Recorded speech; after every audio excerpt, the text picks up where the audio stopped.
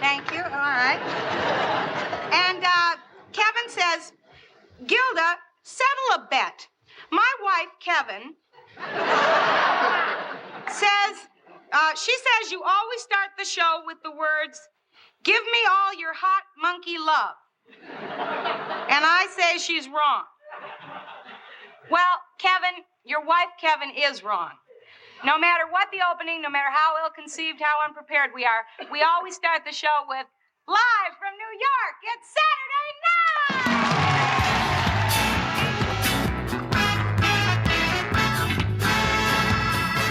Hello and welcome to the Not Ready for Primetime podcast. We're Gary Seath and Brad Robinson. And you're not. This week, we're talking about Season 3, Episode 12, with host O.J. Simpson and musical guests Ashford and Simpson. No relation. This show originally aired on February 25th, 1978. Brad? Yes, Mohawks are back. And O.J. Simpson's on the show. I meant to research how many SNL hosts in the past 49 years have been acquitted of manslaughter, and I didn't get around to it today. I forgot. Might be 2. Did Robert Blake get acquitted? Yeah. Two baby. hosts have been acquitted. Should have taken the over, baby. Yeah. So far. Who else is in the running? O.J. Simpson is the host. He is. 1978, baby. Yeah. I mean, at the time, it actually does make almost perfect sense for him to host the show at this point in time. I feel like it makes more sense for him to host than having Fran Tarkenton host last year, right? I agree. Yeah. Yeah. I mean, he's the second athlete now to Fran Tarkenton. And this is a guy who at least had at this point a little bit of experience in film and TV and was at this point in his career where he was this was after what ended up being his last season with the Bills. And even going into that season, he had at times questioned whether or not he was going to retire or not because he was looking to pursue TV and movies. Right. And he was a huge football star. Huge. And he's a huge, just celebrity in general at this time. Yeah. I don't think we have really a comparison for that right now. Yeah. I don't know, because so much obviously has happened since then. And, history is what it is. But I think it's easy to forget how big of a presence and a celebrity O.J. Simpson was in the mid-70s. I mean, he was the running back in the 70s, right? He was kind of unmatched at that point in professional football. And then, but I think it goes beyond football. Well, I mean, when he started doing the Hertz commercials, having a professional athlete do those Hertz commercials, they were huge and they were all over the place. Yeah. And I think it's hard not to understate just the star he was. No. Yeah. I don't even remember that there's that documentary that came out 5 or 6 years ago, OJ Made in America. And they just talk about how this guy just transcended everything. He was on the cover of Rolling Stone magazine the year prior. I think only the 5th athlete ever. And 2 of the 4 previous was Muhammad Ali. Yeah. We can't overstate how huge a star he was at this point. It's another, I think, really interesting or good example of SNL catching somebody on a rise. Here's this guy making this transition. At the time, you don't know the highlight of his film career is going to be Norbert on Naked Gun. So maybe they're catching this guy making this big transition from football star to movie star for all we know. And this is that point in time where he's trying to make that jump. Yeah. I mean, he's definitely trying to make some sort of transition into, he wants to be a movie star, but he ends up doing some sports commentary and stuff. And he's around and on TV a lot in the late 70s, early 80s. So they are kind of catching him on the upswing. So it's an interesting choice for the show and the second athlete, like you said. So yeah, it makes sense. I think you're right. I agree with you. They're on a roll, man. Yeah. I mean, Steve Martin, Robert Klein, Chevy Chase, right. the Juice, O.J. Simpson. Yeah. That's a fairly fairly strong, not fair. This is a very powerful lineup in 1978. Yes. And I think this is the point where, we talked early in the season about the expectations that we had for season 3 and kind of it falling down a little bit. These last few episodes this is where you're starting to see. They're in it. Yeah. The entire season has taken a turn for the better. I mean, all things considered and what you know now and knew, was this episode better or worse or what you expected? It was kind of what I expected. Really? Because I wasn't expecting it to be great. Yeah. Right. Yeah, so maybe it's even a little worse than I expected. Really? Yeah. Interesting. It is. It is just hard to separate, where we are and what we know now from then. Right. But in trying to do that, because I actually thought it was better than I expected. Because I wasn't expecting anything, really. Yeah. I was kind of expecting or waiting to see a little bit of burnout. Although they haven't done, we're halfway through the season, more than halfway. Yep.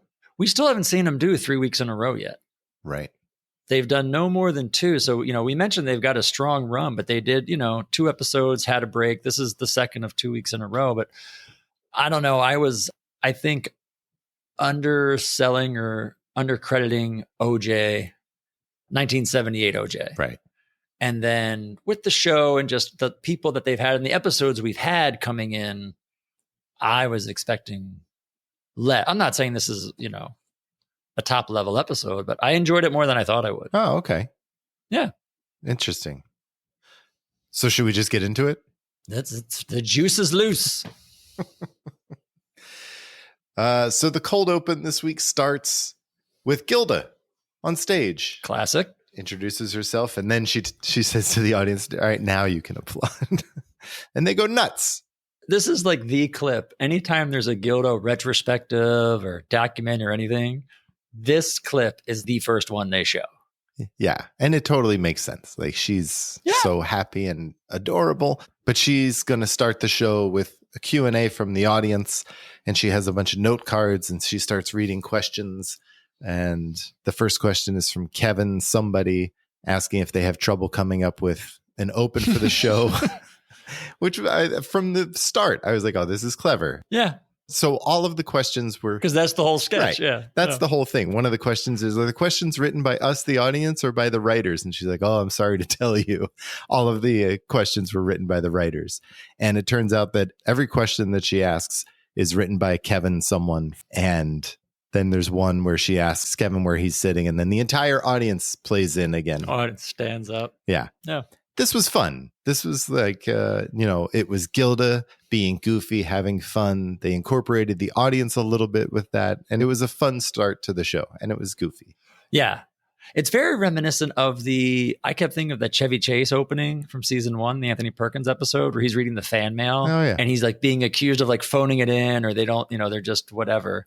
And so it's kind of her like, no, but, every question is about not having an opening or not being prepared. And then the last question being from the guy's wife, do you start the show with something else? Give me all your hot monkey love. That's what it was.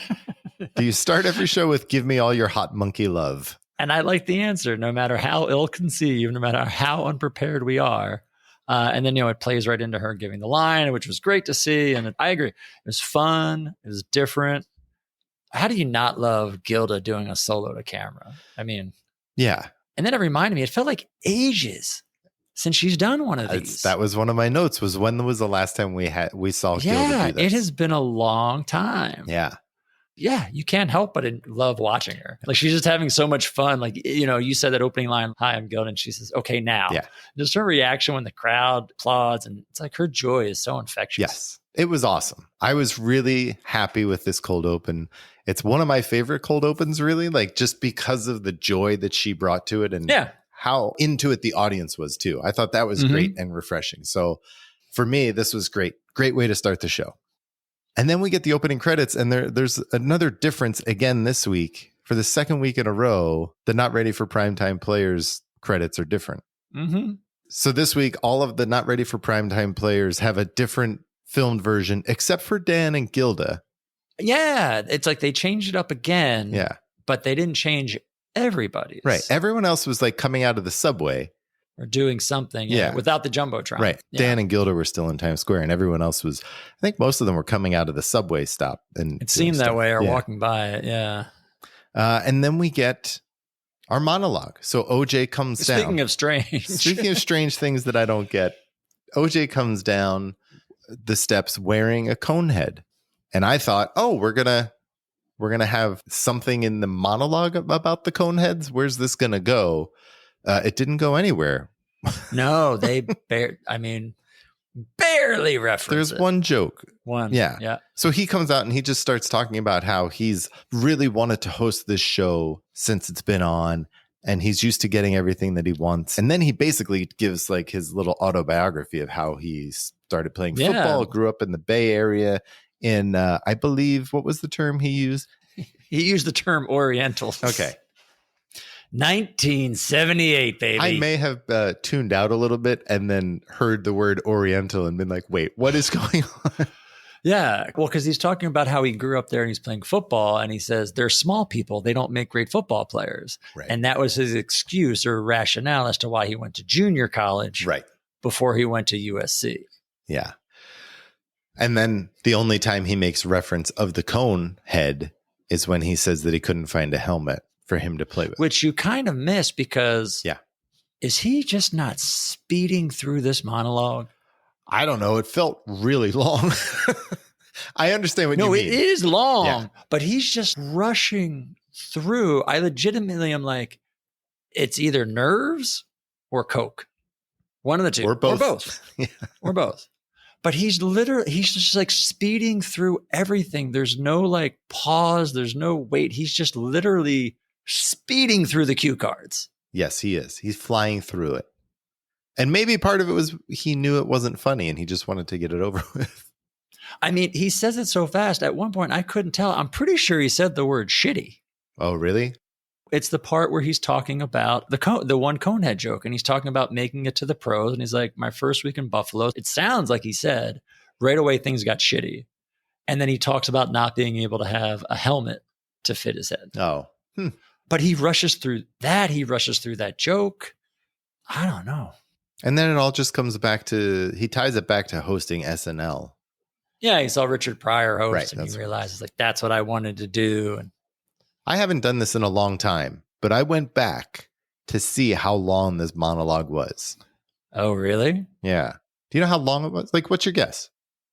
6 minutes. Yeah, bingo. Yeah. It's 6 minutes of him talking.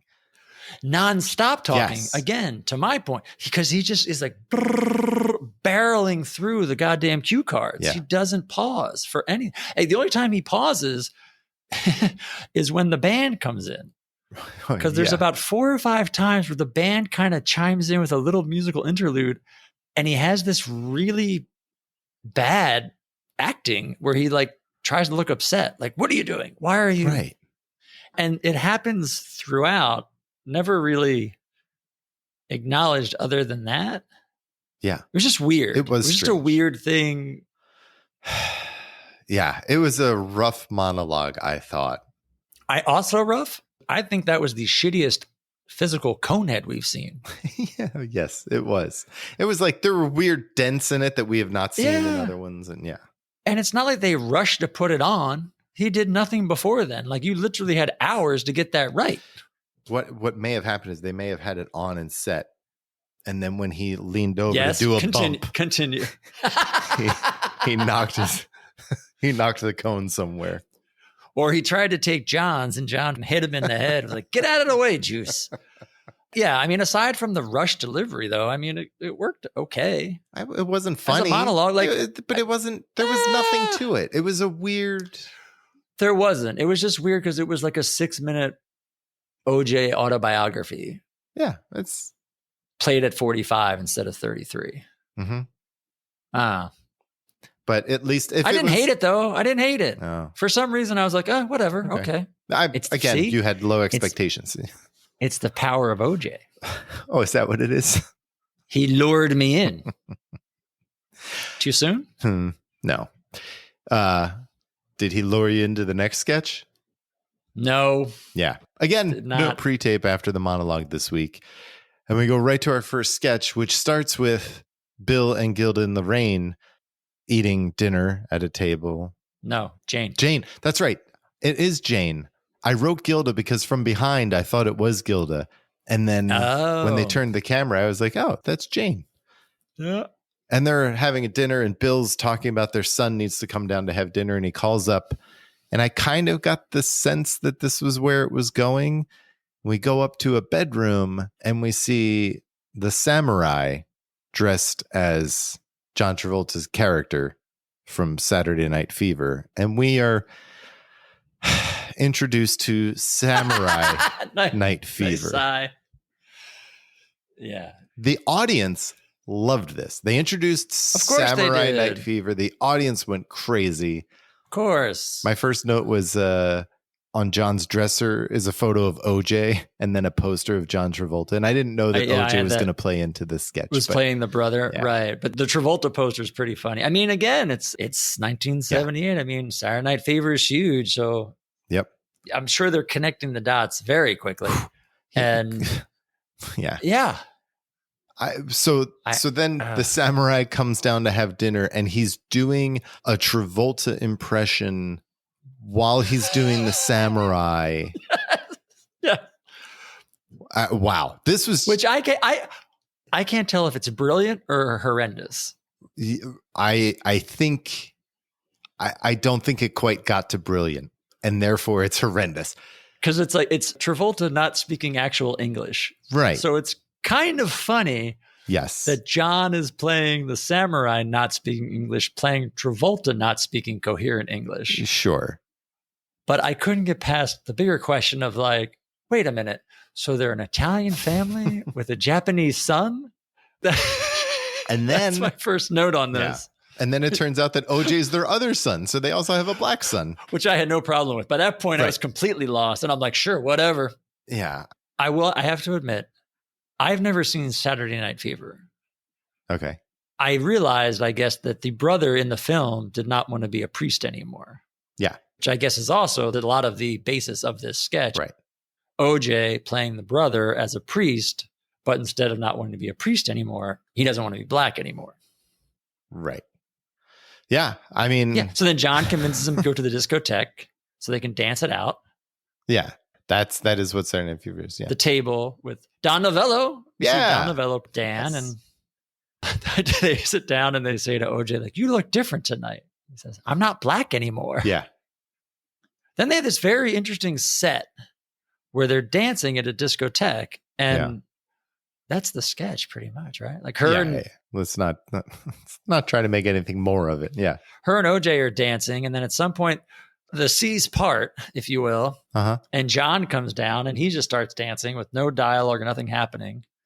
And it was right about this time where I'm like, man, this sketch is really long. Yes, it is. And then John pulls the samurai sword out during his routine. They do the classic freeze frame, and that's it. Yeah. But I was going to say is I like how at the end they did the wide pullout to show it was all on green screen. You know, everyone's dancing, but they had, I guess, like a small platform in the background. Right. It was all green screen so they could put the discotheque scene or setting in behind them. And it was like just enough during the sketch where it was weird enough where it was kind of off-putting. You're like, what's going on? And I was wondering like how they did it because it was just weird enough visually where I was watching it trying to figure it out.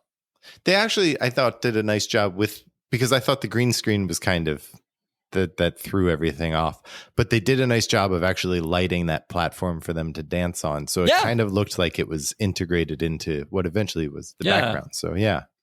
But man, this sketch went on forever.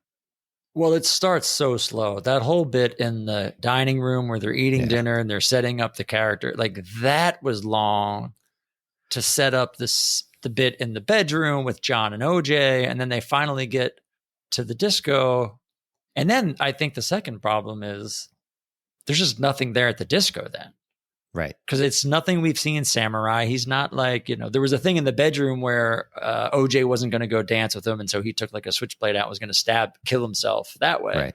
But other than that, there's none of the verbal back and forth of like misunderstanding. It's just, it's really just a forced way to put a reoccurring character back into a sketch that we hadn't seen in a few episodes.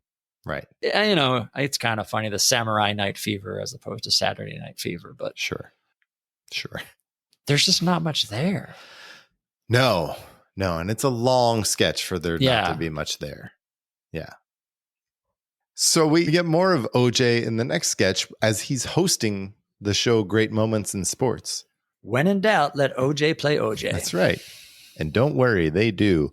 He starts telling the story of Babe Ruth, and then we go to John as Babe Ruth at a children's hospital with a mug of beer and a hot dog, which I just thought was really funny. It was good.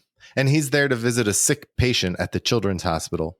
And, you know, Babe is then talking to the kid, and the kid asks him to hit a home run for him because Babe's going to play baseball that afternoon, which, again, just made the whole beer and hot dog thing funnier to me. That was Babe Ruth. Yeah, it's Babe Ruth. So then the Babe says, yeah, of course I'll hit a home run for you. And then the rest of the sketch is the kid, played by Garrett, and Dan and the nurse listening to the radio of the baseball game. And it's every at-bat of Babe Ruth. Bill is playing the play-by-play guy.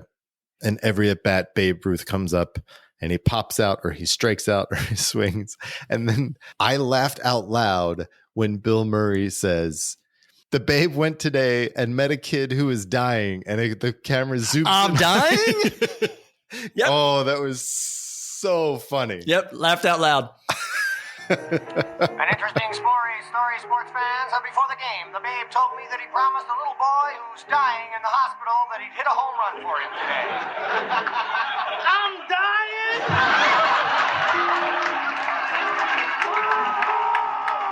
Wind up in the pitch ups, and it won't be this time at bat as the Babe takes strike 3, and the score remains Indians 2 and the Yankees nothing. Going into the 8th inning, it was still 2-0 Cleveland. The little boy was hanging on every pitch, as it seemed his very health laid on the Babe's game. But the Babe struck out again, and things began to look bleak going into the 9th inning. He's sinking fast. Do we have oxygen ready? Yes. I don't believe that the Babe would do this to him. That fat tub of lard. It took me a while. I didn't realize it was Bill doing the commentary. It took me a couple times until he started doing like the snarky asides. And then it's when I realized, oh, it's Bill, because then it becomes classic Bill Murray. Oh, that's funny. Yeah, and so they cut back and forth from the sketch to OJ telling the story, and they had a decent little touch where OJ's telling the story and he's consumed with a box of Cracker Jacks. Yes. Like the first time they cut back to him, he gets caught like digging through it, and he cuts back again. He's like reading the comic strip. It was like a nice touch to give OJ something to do instead of just sitting there. He's pulling him out of his teeth at one point. Yeah. Like I like the fact they gave him something other than just sitting there and reading cue cards. Absolutely. I like that. Yeah. And then the whole bow on the whole sketch was the voiceover about how the kid finally gets better. And then he was going to take his revenge. And little Hank Aaron did just that. So I liked how they turned it all around and made it like a baseball narrative. As this little Hank Aaron. And that's the thing. No one got that line. I know. OJ even paused for it. It must have killed in dress. Yeah. That line must have killed in dress because he blatantly waited for applause and there was none. And it is a funny line. Yeah, I liked it. But no one got it. You've heard the Babe Ruth tale so many times. It was a fun take on this, a way to do it. I really liked it. Like, I really liked the way the whole thing played out. There were a whole lot of things in this piece that made me chuckle a little bit. And then there was the one big laugh. So I really liked this sketch. That laugh was, I tell you what, Garrett's pretty good in this sketch. Yeah. I thought he was plays the kid in bed, and the kind of will he, won't he, as you said, it's like 4 different at-bats they do Babe Ruth. 4 or 5, yeah. I liked Garrett in that too. And again, I thought they did a good job of giving the host something more than just reading cue cards to do. So yeah, I agree. It's surprisingly a fun little bit. Yeah, it was. I really enjoyed it. Well, from there, we go to our first musical number of the night with Ashford and Simpson. They sing So Satisfied. Are you familiar with Ashford and Simpson, Brad? Or were you before this episode? Not really, no. No, me neither. But I really enjoyed this song, actually. Really? I liked them as performers together. Like, I think they performed very well together. Really? Yeah. You didn't think so? I don't want to say this is a bad song. I definitely liked their second song better than this song. I did. Yeah. This I did not. No, I just liked No. I don't know. I just liked them together. Oh, that's nice. She's singing at the piano. Yeah. Yeah. I should say I knew the name, but more like songwriting. Like they're songwriters, I think. Can you say first and foremost or more so? Yeah, sure. I guess they started as songwriters and then became performers, as I guess performers want to do. Sure. They are a couple, right? Were they married at They this are point? or were. But yeah, because I guess they had written together for Ray Charles and Aretha Franklin, Marvin Gaye. They wrote Ain't No Mountain High Enough. Yeah. Who else there? Diana Ross, friend of the pod, Martha Reeves, I learned Valerie Simpson sang backup on Paul Simon's 50 Ways to Leave Your And Lover. there we have it. Now That's what I said. Now we figured it out. Because I'm like, how are these guys? Because they're not like big. So this song was the title track of their fourth studio album, which I mean, they've had 4 albums out that was released the year before, but like their next album is their biggest that goes gold, or I think this one went gold too. But so they're not a huge act. And I was like, yeah, like, why are these guys on? And then I saw the old Paul Simon note and answered my question. Yeah. Well, but their next album, I guess, is the one that cracked the top 20 and was like a number 1 on R&B. So it's like, I guess they were a thing. I don't know. they were something. I've realized my problem, one of them at least, is that I really don't like slow songs as the first song of the night. Interesting. Well, I feel like every time I'm like, I don't like this song, it's a slow song. Yeah. The energy's still building. And I feel like more times than not, it kind of just takes me out of it. Sure. This one, I was just like, Yeah. But the second song, which is like more upbeat, I'm like, why didn't they play that one first? Yeah, I don't know. I don't know either. What I do know is that I kind of want to get a mohawk. Mohawks are back. That's what I know, baby. I mean, goddamn, this is good. So it's Dan showing us the Rovco Mohawk Master, which is brilliantly just 2 razors like, with a piece of metal over top. He does such a great job describing it. Like, it's so good. It's so good. It really is. Yes! Mohawks are back. And now Robco introduces the hairstyling aid of the century. It's the amazing Mohawk Master, the fast, new, easy way to give clean Mohawk haircuts. The Mohawk Master is the only haircutting tool that has 2 razor-sharp, tempered steel, high-speed clippers, designed, engineered, and built for one purpose and one purpose only, to cut mohawks. Yes, Mom, now you can give your family mohawks anytime. Impress them by using the fast, safe, comfortable Mohawk Master.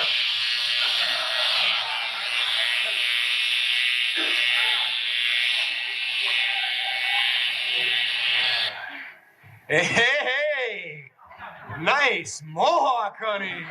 Thanks. Now you can use the Mohawk Master to give my mohawk a trim. Yes, finally, there's no reason why you can't give everyone a mohawk. Give one to Junior and Grandma. And look, Sparky's got one too. For the cleanest, squarest 2-inch wide mohawk you'll ever see, it's the Mohawk Master. Family mohawk clippers from Rovco. Mom, here's how to order. Send $19.95 to Mohawk Master, Pier 45, New York, New York. Supplies are limited. And he's in that Rovco pitchman doing his thing, talking about mohawks. Cuts to Lorraine cutting Bill's hair, and they both have mohawks. Well, it goes to the little boy, they put an actual kid and give grandma a mohawk. And then they go and they cut over and you're ready to see like a dog. And it's like, yeah, there's a sheep. Yes. They gave a sheep a mohawk. I love it. Like when I saw the sheep's head, I wanted there to be a mohawk down his body too. But I guess that would have been a little too much. That's fine. Maybe. The fact that he's sitting there holding a sheep is great. Yeah. This is so good. It's just so good. Yeah. It's short. It's great. It's just perfect. Yeah, it really is. And, thinking about it now and after talking about that song, it really is a weird juxtaposition to go from that song to the Rovco Mohawk Master. But it kind of brings you back too. I was going to say it actually kind of makes sense because you go to commercial and everybody's like, ho hum, whatever. Right. And then you come back from a commercial and you're live and you've got Dan literally yelling at you. Yeah. It was so much fun too. So good. And then we get another piece that has like most of the cast in it. It's got everybody. They all have small. Yeah. Yeah, this is interesting. It's the big event, a big TV event on NBC, and they're going to show the program The Raid on Nicosia, which was something based on real events, right? Yeah, it's interesting. It was like a couple weeks prior, Egypt had sent special forces into Cyprus in an attempt to free hostages, and apparently it went horribly awry. And so they're spoofing that. At the same time, you mentioned the big event. It was NBC's big event. Right. And so they had one a year or two before called The Raid on Antibes or something, which itself was like huge production with an all-star cast. And so I think this is a really great attempt at the show of doing what it does best, satirizing current events. Yes. As well as pop culture and stuff in the zeitgeist. I mean, I think the execution might have fallen a bit short, but I mean, the idea is great. I mean, this feels to me, this is like the first time they've done something like this. I feel like, no? I want to say no. You mean like where they're running through different characters with people? Like, yeah, like they take an idea and it, like, what do you call it? Like an impression gauntlet where you just, Right. like the only other time I think we saw something similar to this was the Hollywood Squares sketch Right, that with Steve hosted, yeah. where they just ran through it. Yeah. But this seems a little bit different because they're trying to like make a point or be a little bit more specific in what they're satirizing. Right, because everyone's doing an impression of someone playing a real life character. So it starts with Garrett. He is Sherman Hemsley playing Anne Marsden. Not the best one to start off with. No. I mean, does Garrett do anything to try to emulate Sherman Hemsley at all? He has a pipe. I don't know. I agree with you. Then we get Bill as Tony Orlando. Looked good. As an Egyptian commando. O.J. Simpson as Andrew Young, who Garrett usually plays. Lorraine as Debbie Boone as Lynn, the stewardess. Robert Stack is back. I mean, come on. Dan as Robert Stack. Yeah. I love that Robert Stack. This is what it's like. It's like where you start to have, you know, your tried and true impressions you can kind of like wheel out in like this kind of a format. Yeah. Yeah. So I like the idea. I like how what they were trying to do in combining, you know, the satire of two different things. I just don't know how well they came in together. Yeah. No, I agree. You know, like Gilda as Valerie Harper makes no sense. You know, Dan as Robert Stack makes no sense. But like it just you try to weave it into the fabric of this, and it, you know, it's funny. Yeah. And then it ends with John as Ed Asner as Yasser Arafat. Yeah. I mean, this is something we'll see for the next 46 years. Right. I feel like this is the first time they've tried to do this. And as we've seen everything reoccurring, the first time doesn't always hit, but the kernels are always there and they learn from it. And, you know, we're going to see this formula repeated over and over again. And it's a super easy sketch. It's one that you can, you know, you drop all of them. I mean, they're all just there with one camera and a simple backdrop and they're just walking in. And out. So all in all, I agree with you. Like, I don't think it was executed wonderfully, but the kernels of this idea are all there and it's something. Yeah. Just a little clunky. Yeah. Some of the impressions were good. You know, like I said, Garrett's was really the only one that stood out as not good to me. Yeah. I did like Gilda as Valerie Harper, even though it didn't really make sense of anything. No, but like it didn't have to. Exactly. You know, they're figuring that balance of what makes sense and what doesn't. Right. And like, it was great to see her Valerie Harper. Like, again, Dan's Robert Stack made no sense in the scheme of it all, but it was a great way to throw it in there. And yeah, again, I always love when you see the whole cast. Yeah. It was a great lead up then to Weekend Update, which was brought to you this week by Dorgmo, the golden shower of Danish beers. I like that. Yeah, it was a play on a real beer, Tuborg Gold, whose slogan was the golden beer of Danish kings. So I guess it kind of works. It works. Yeah. I'm not sure that much of Weekend Update worked, though, to be honest with you. No, I agree. They ran through a bunch of jokes, both Jane and Dan, that I was like, all right. They had like a classical piano joke where they had the blackboard and someone changing the notes. And yeah, it was one of Beethoven's like signature openings. Yeah. And they play the music and then the hand erases it and puts new stuff. I completely missed what that joke was supposed to be. I don't think you missed it. I think you heard the whole thing. No, well, I mean, I heard it. I just went right over my head, I guess. We get Stargazer Bill Murray comes on to talk about the Academy Award nominations, and Woody Allen. He compares Woody Allen to Orson Welles. Because he was getting all the nominations for Annie Hall. Yeah. But this was fine. He was fine. It was short. It was short. It was very short. Because it was like he went after Woody and then went a couple lines about Orson Welles, and that was it. Yeah. You know, it was a very New York joke. He made the joke about Woody hanging out of the lanes. Right. And the crowd loved it. Yeah. They thought that was funny. And then he turned to Jane and was like, you shacked up with Woody a few times, right? That's pretty good. I like that one. Jane does another one of her one-line jokes. They put up a picture of George McGovern, and she takes the paper. Senator George McGovern. Yeah, just moves on. Yeah. And then we get Lorraine in the locker room with OJ, who is shirtless. That's interesting. Yeah. Oh, he's more than shirtless, my friend. I thought Lorraine was pretty good in this. She's was. Like, I don't know much about football, but I know what I like. The first woman reporter in a male locker room. Maybe the first for Weekend Update, but not the first for me. Yeah. She was very good. I don't really have any questions prepared, OJ, but how long do you think you'll continue to play the game? Well, Lorraine, I'm not quite ready to quit now. I really plan on having about a 10 to 12-year career. That's odd. I would have guessed more about 11 to 12. Well, maybe I will if my knees hold up. Well, speaking of which, how is that knee? Well, as you can see, hey, can you get the camera down here? No, I don't think so, OJ. Are you satisfied playing the Buffalo Buns, or would you rather go for a shot at the Super Bowl contender before you retire? Well, certainly. You know, every player dreams of having that coveted Super Bowl ring. Well, thank you for being so open with us, OJ. I'm very excited to be here, and from the looks of things, it seems the feeling is mutual. Lorraine Newman reporting. As somebody who typically does not like the Lorraine Weekend Update correspondent bits, I really enjoyed this one. No, I thought Lorraine was really good in this. And then it cuts back to Dan, who's just laughing. Like he's sitting back on the chair and laughing. He's laughing because Lorraine nails the ending. Yeah. This was probably my favorite Lorraine reporter bit. And then we come back for a few other jokes, but then we get Rosanna Dana. Again. And this time she answers a question from Bob Van Rye.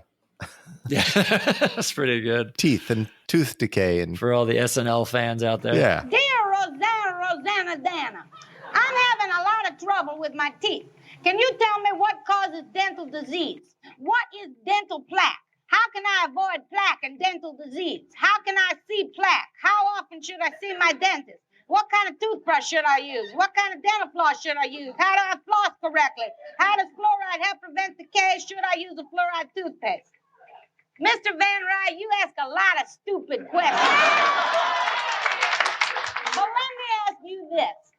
Did you ever find a thing between your teeth and you don't know what it is? You look at it, you play with it with your fingers, and you say, what is this thing? I don't remember eating that. And then you try to flick it away, you know, or you wipe it under your chair or something. You know, one time Rosanna Dana, was eating a spare rib and a little shred of it got cut right here. Well, I thought I was gonna die. I tried everything to get that shredded thing out of there. I tried to suck it out like this. This is the best one I think she's done so far. I think she's honed in on who the character is. They really found what the point of her is, you know, taking that letter and just within 2 lines, derailing the whole thing. Yeah. Yeah. And typical Rosanna Dana, it goes on for quite a while. And then Jane just yells at her this time, which is different than, I mean, it went up further than normal. Yeah. And that was it. That was the end of Weekend Update. Dan wasn't even there at the end. He took off. Yeah.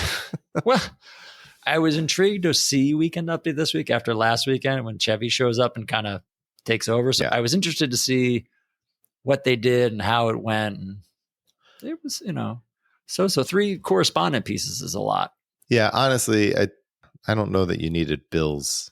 It was so short, but I liked it, but it just was like, I don't know. As much as I like Lorraine and Gilda's, I think that Bill's was probably one of the weakest he's done. Yeah. There just wasn't anything there. No. He was basically doing Woody Allen jokes. Well, and it felt like for a minute and a half. It felt like it probably got cut because of the time Yeah, and the others. could have been. And so maybe that was it. But yeah, you're probably right. I could see that. Yeah. Well, back to live sketches, we get Dan, Garrett, John, and OJ. Playing OJ. OJ playing OJ. This took place in December of 1977, by the way. They're watching the Giants play the Bears as Walter Payton is going for OJ's single season rushing record. OJ's playing OJ. You know who Dan's playing? AC. Yeah, baby. Yeah. AC. AC. He called them AC, Reggie, and Ahmad. That AC joke is only funny post 1994. Yes. Yes, it is. That being said, hilarious. It was. And again, it's Bill as the announcer, and he's just announcing the game as they're watching Walter Payton, try to break OJ's record. And OJ is saying all the right things, right? He's saying like, oh, no, it's okay. He should break my record, and records are made to be broken. And I have all these other records. And he kind of rattles off all of his other records. Nonchalantly. Yeah. And then he goes to the kitchen to get something and then takes out a Walter Payton voodoo doll and causes him to fumble the ball. And yeah, it's just kind of silly. There was not much there, really. But it works. I think it works. I thought parts of it were. I really liked Bill's voiceover. At one point, Bill's voiceover was. That's you. What I liked most about this sketch was the Bill Murray voiceover. Yeah. That was done straight. But it was great because he's like, there's no one that doesn't want to see him break the record. And meanwhile, OJ's just like seething that he's about to break the record. I don't know. You liked this? I did. I thought it was simple, but it was done well. It's another instance, I feel like, of utilizing your host for whatever he has available to you. OJ playing OJ. And I like the joke about Walter Payton going after his record, which, Well, he did. It's funny. They referenced this bit of the Walter Payton going after OJ's record at the 15th anniversary. They do? Yeah. They do this thing a couple times where they're called SNL moments or moments in SNL history. And Jan Hooks does one, Susan St. James, and OJ does one. He talks about not so much this sketch as it's the Mandingo 2 sketch, which we could talk about when we get there. But he references Mandingo 2 and then Walter Payton trying to break OJ's rushing record, which he doesn't get. Right. I remember this now. Yeah. But this is an example of something this episode I was pleasantly surprised by. It's a nothing sketch. It's pretty easy. John and Dan and Garrett are all pretty, serviceable in it. And it's like, I don't know. For some reason, I bought into this and I was like, oh, it's great. Him with the voodoo doll behind their backs. Yeah. I don't know. I did like when the game was over and you knew Walter Payton hadn't won. He was like, excuse me for a minute. And he goes out the door and he's like, I'm number one, juice. You hear him yelling in the hallway. Juice. And it cuts to like Dan and John laughing at him. And then he comes back with champagne. I did like that. Mm-hmm. Well, that wasn't the only simple sketch of the night because our next sketch was pretty simple. It's the Franken and Davis show. Uh-huh. And Tom Davis comes out to say that got pretty dark. Tom Davis comes out to say that Al Franken has a brain tumor and now he can only do the most rudimentary jokes.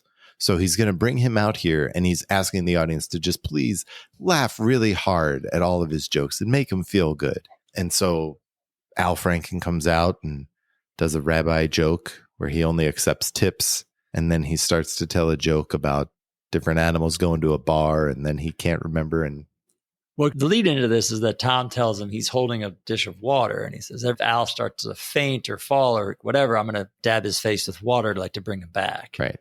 Because he does that like every time he forgets the joke, he starts going to the water again. Yeah. And he just, every time he does that, then Franken gives the line, he only accepts tips from the rabbi joke. And that was it. But they did this like 3 times? 3 or 4 times. Yeah. I don't know. You like these better than I do.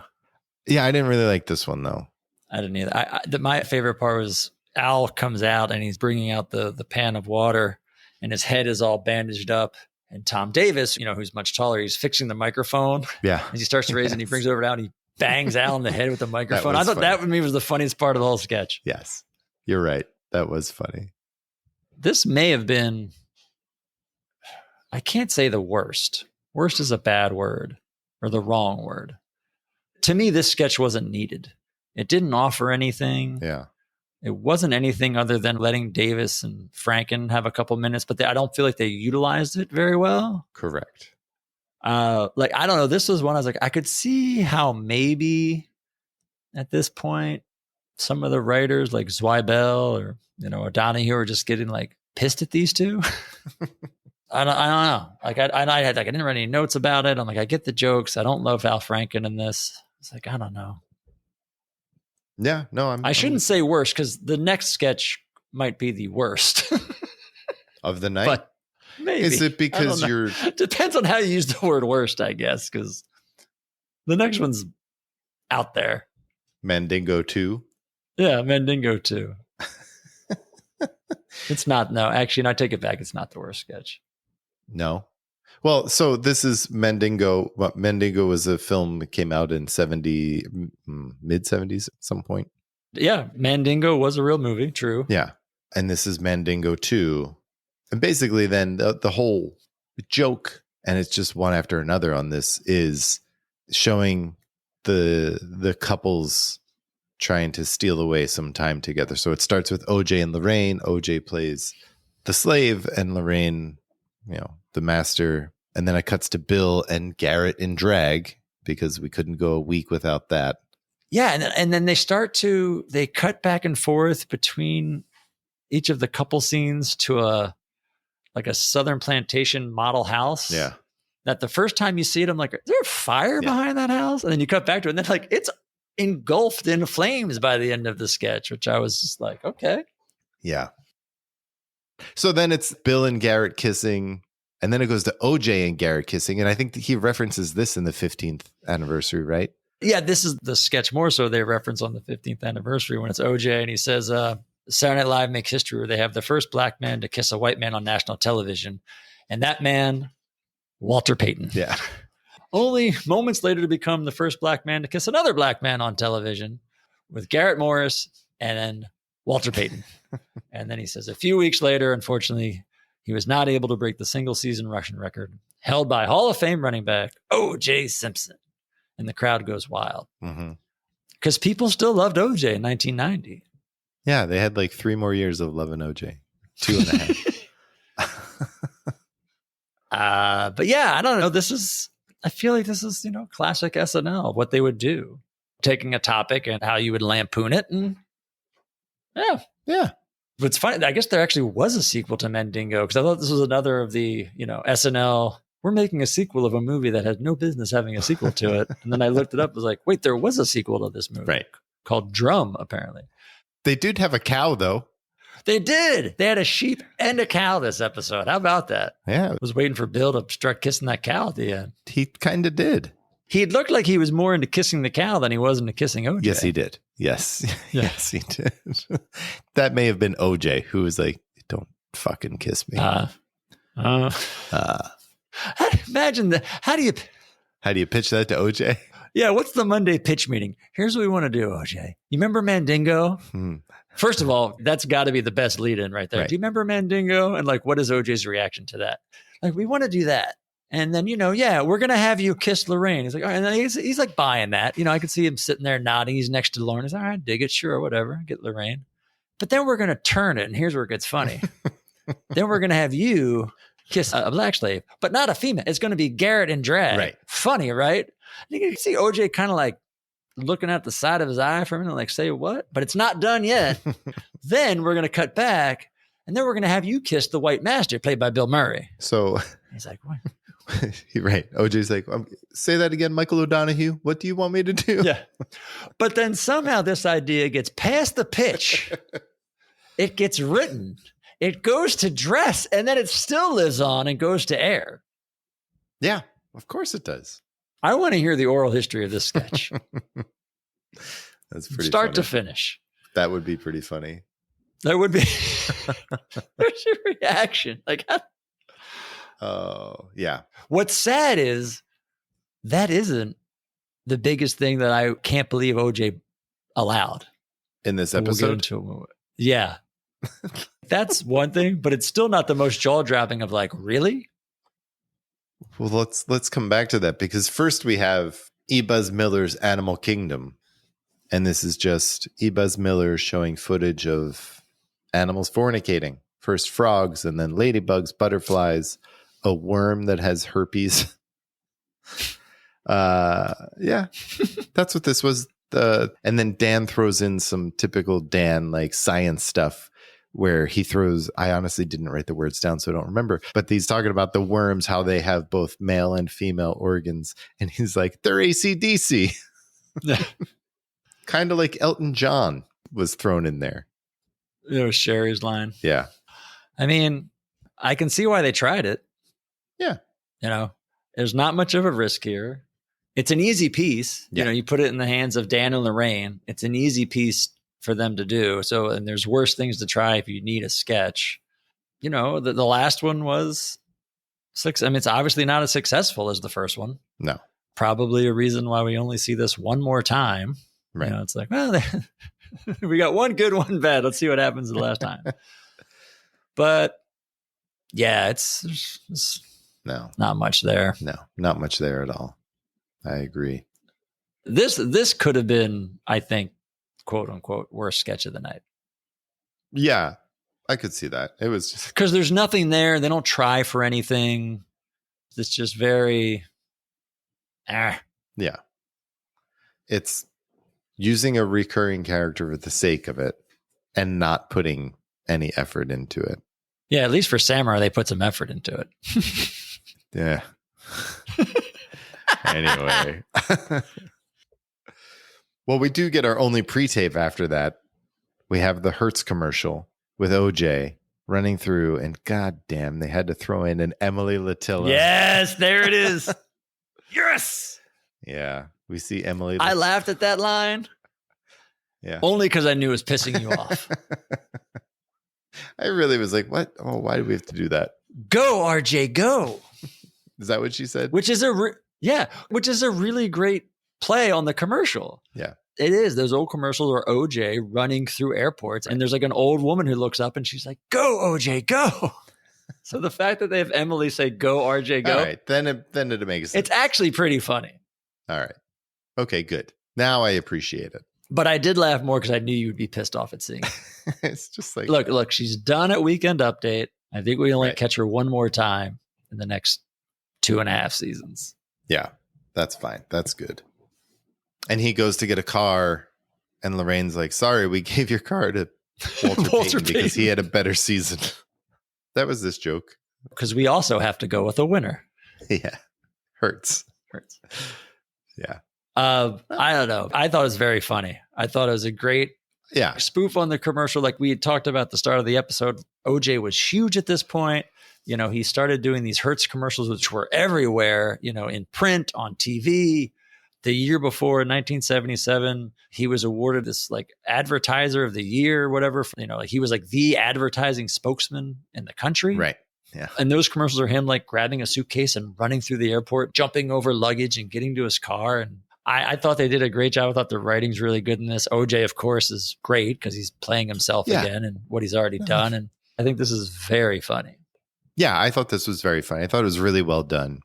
And to your point, it kind of spoofs the Hertz commercials perfectly, I guess. Oh, so, yeah. No, it was good.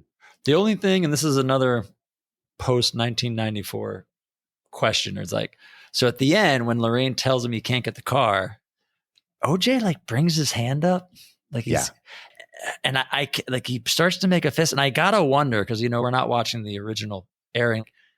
Did they re-edit this and like cut it short? Because it kind of feels like it just stops in mid-motion, and they might have edited it that way, but just everything that's since happened. Did he in the original, he stabs her, right? Oh, shit. Is that not what you meant? Is that holy shit? Wow. We went dark. What? Ashford and Simpson come on next to sing Don't Cost You Nothing. Yeah. You like this one better than the first one? I did. Again, it was more upbeat. Yeah. No, again, I think they sound great together. They look great together, too. Those are some 70s clothes they're wearing. Oh, speaking of looking great, dude, Ashford loves to tuck things in. He loves to tuck his shirt into his jeans and his jeans into his leather boots. Yes, he did. Those are high leather boots too. They are very high. They're like almost knee highs. Yeah. And you can tell that they're songwriters first and performers second because they only have like that one dance move with their hands. Shake, shake, shake, whoosh, like they're rolling dice. Yeah. They did that like 18 times. I don't know. Got Steve Jordan on drums. Yeah. That was cool to see. Him and Paul playing with some of their band. Yeah, that was good. I mean, I don't know. I enjoyed this performance. Again, I liked the two of them together. Sounded good. I feel like they could have done a better job getting a better musical guest to complement the host. No? I see what you're saying. Like, who bowed out this week? Right. Who bowed out that they had to call Paul Simon and say, who do you got? Yeah. I don't know. I feel like OJ was such a big a star at again, to the point of who OJ was. Right. Ashford and Simpson? Yeah, I guess. I don't know. I think that's a good point. Unless OJ was a fan. Maybe. I mean, he couldn't have been that big of a fan. They made Don Pardo introduce him the second time. That's true. All right, baby, bring it home. We got one more. Come on. One more. So then we go, our last sketch of the night is the celebrity battle of the sexes and races. So it's the black men versus the white women. All right, you got this one. I'll be back. Introduced by Bill Murray as Brent Musburger. OJ plays himself again, and he's partnered with Leon Spinks, played by Garrett. They represent the black men, and they're going against the white women, Sandy Duncan, played by Lorraine, and Marie Osmond, played by Gilda. And we're going into this day of competition, and the black men are up 3,100 to nothing. I'd like to quote Jane Curtin here where I say, well, good luck, white women. Yeah. As they enter the tug of war contest. Yeah. I don't know. I mean, Gilda as Marie Osmond was pretty funny. She just kept saying hi to Donnie every minute. Yeah. And Lorraine as Sandy Duncan was just so defeated. And Garrett as Leon Spinks with all of his teeth blacked out, so it made it look like he had no teeth. Yeah, I didn't mind Garrett. No, he was actually. fine. He was fine. Garrett's Leon Spinks was the least offensive thing in this sketch. Oh, by far the least offensive thing. I mean, there's ton more sexual jokes going on again with OJ. He literally propositions all three women at once. Jane, won't you be tired at the competition? Yeah. He's like something like, my mouth doesn't make checks my body can't cash or something. Yes, like that. something like that. But the big holy shit moment of the sketch, and this is when I was mentioning of stuff I can't believe OJ was cool with, is Bill's doing Brent Musburger running down all the events that the black men beat the women in. And the line is, and the black men ran away with the spear chucking competition. Uh-huh. How do you sit there and let that joke fly? Yeah. Like, you're the host. You got to be like, nah. Right. Guys, calm down. Yeah. The sketch does not hinge on that joke. No. Why don't we take that one out? Right. We'll make another joke about my big dick. We don't need that joke. Yes. No, that totally caught me off guard. Yeah. Only to be outdone of other bullshit things in this sketch is how anticlimactic was the tug of war. Well, but this also goes back to like the totally, I kind of think unnecessary sexual jokes of this, where they pull Lorraine and Gilda into a pit of mud. That's what you do in tug of war back in the 70s. Sure. It's either that or a pool of water. That's typically what a tug of war is in the middle. That's how you know you lost. Right. And then someone comes out to hose them down. There was Yvonne Hudson. I was like, is that Yvonne Hudson who plays like a maid? First of all, she's dressed as a maid, which makes no sense. No, we should talk about that. Yeah. First, that makes no sense. Yeah, I mean that sketch was another one that I was like, oh, that didn't really feel necessary. It didn't really do anything for me. Well, I mean, I get this sketch. The sketch is very much in the realm of what SNL does. I'm not surprised they did this sketch. Yeah. It's like, Gilda and Lorraine. And again, remember the 70s, the Battle of the Network Stars, Battle of the whatever. So like, I get the idea of the sketch, just the one line I'm just blown away by.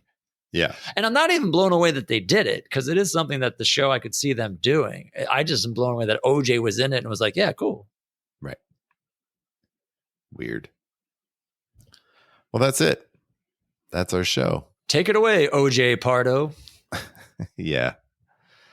But that was the show. I think you convinced me. I may like it a little bit more than I did before we started talking, but I still don't love this episode for sure. I mean, it's an interesting episode, I think, for nothing else, just to see how they react after the week prior. Back to the closing credits, Don Pardo talks about how they'll be back in 2 weeks with Art Garfunkel. Again, they still have yet to do 3 weeks in a row. They're taking another break. But again, I think they came back pretty strong. And interesting of, what do they do the week after Chevy's back?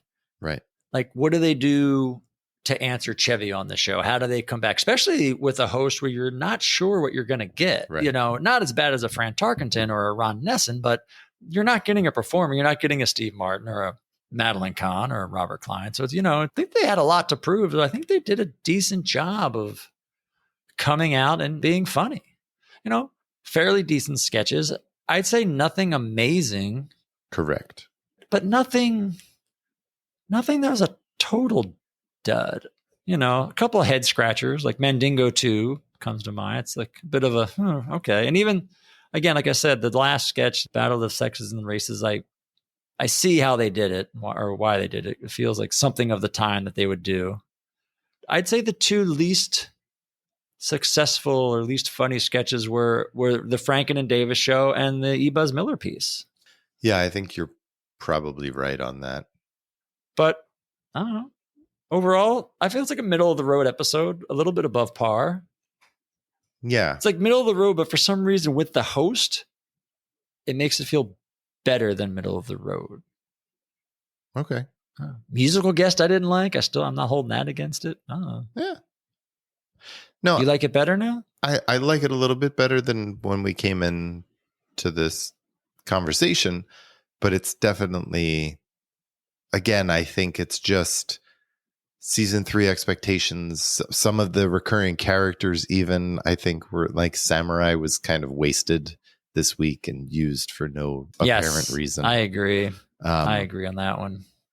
Yeah. Even, Franken and Davis didn't hit as well as they have in the past for me. Mm-hmm. So I don't know. But to your point, with the host they had to work with here and coming off of a weird week from last week, or a different week, I should say, with Chevy coming back. Yeah. I guess those are some factors to take into account. But like you mentioned earlier too, I think that they've hit that groove. Even now you're like, okay, great. Like even your Miss episode is like pretty good. Yeah, and you're starting to, you do have some new writers in here that are starting to have some influence anyway, even if they're not getting stuff on the air every week. Like they're at least there, yeah. So yeah, I guess it's like you can see that it's turning that corner. Mm-hmm. Yeah. Yeah, it's good. Well, Brad, what are your best bits? I go Mohawk Master. How could you not? Yeah. And that Hertz commercial is spot on. It's good. Yeah, I totally agree. The Mohawk Master, amazing. One of my best bits. Yeah, the Hertz one's good. I hadn't really thought about it in that way, but it is really good. I really enjoyed the great moments in sports. Like I liked so much of that piece. Really? Yeah. Like it was so, I just really enjoyed it. I know it's not like definitely not like an all-time sketch or anything, but it was one tonight where I really enjoyed this. Tonight, it is definitely one of the better ones. And yeah, if you were to go back and watch that sketch, you wouldn't be disappointed in watching it. No. It was fun. But you're right. I think this episode is better than I thought, so thank you. Next week, we're going to be talking about season 3, episode 13, with host Art Garfunkel and musical guest Stephen Bishop. Man, I hope Paul Simon shows up. Until then, good night and have a pleasant tomorrow. Night and have a pleasant tomorrow. The Not Ready for Primetime podcast is a 2 Pints Productions production. Produced and edited by Brad and Gary. Thought about by Brad and Gary. Please rate and review. Thank you for listening. We'll see you next time.